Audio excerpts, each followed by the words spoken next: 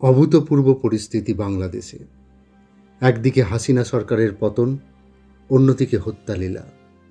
এমনও খবর মিলছে সে দেশের সংখ্যালঘু সম্প্রদায়ের ওপরও হামলা চালানো হচ্ছে, ভাঙা হচ্ছে মন্দির। এ নিয়ে সংসদে উদ্বেগ প্রকাশ করেছেন বিদেশমন্ত্রী এস জয়শঙ্কর।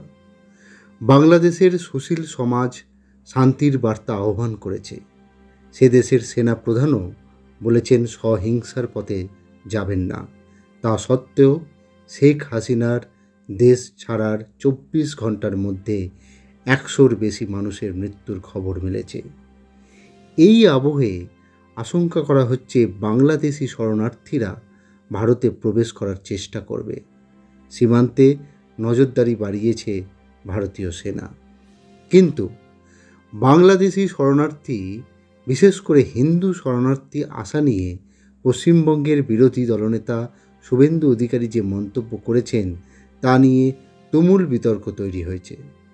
তিনি বলেছেন, বাংলাদেশের পরিস্থিতি 3 দিনের মধ্যে না নিয়ন্ত্রণে এলে 1 কোটি হিন্দু শরণার্থীকে নেওয়ার জন্য পশ্চিমবঙ্গের হিন্দুদের তৈরি থাকতে হবে।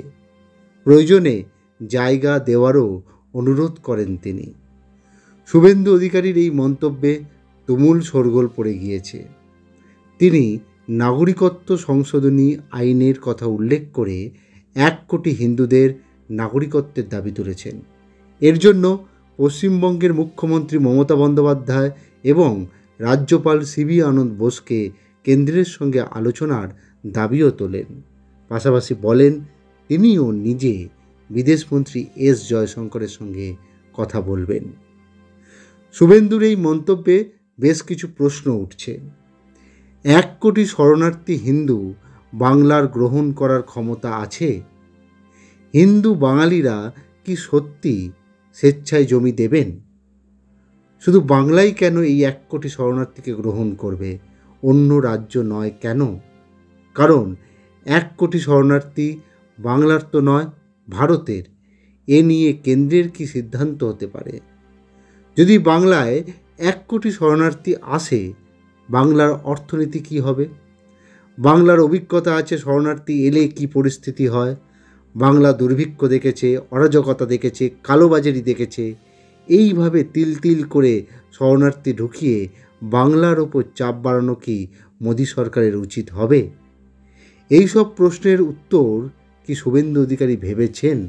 নাকি হিন্দুরা এলে পশ্চিমবঙ্গের ডেমোগ্রাফি পরিবর্তন হবে এবং তা ভোট বাক্সে সুবিধা হবে, এই ভেবেই শুভেন্দু অধিকারী কথা বলছেন?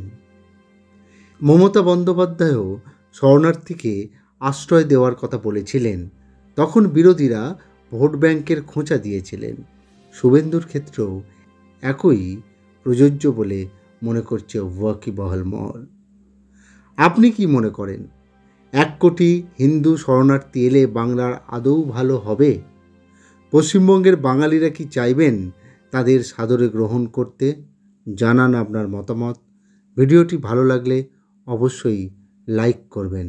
জয় হিন্দ।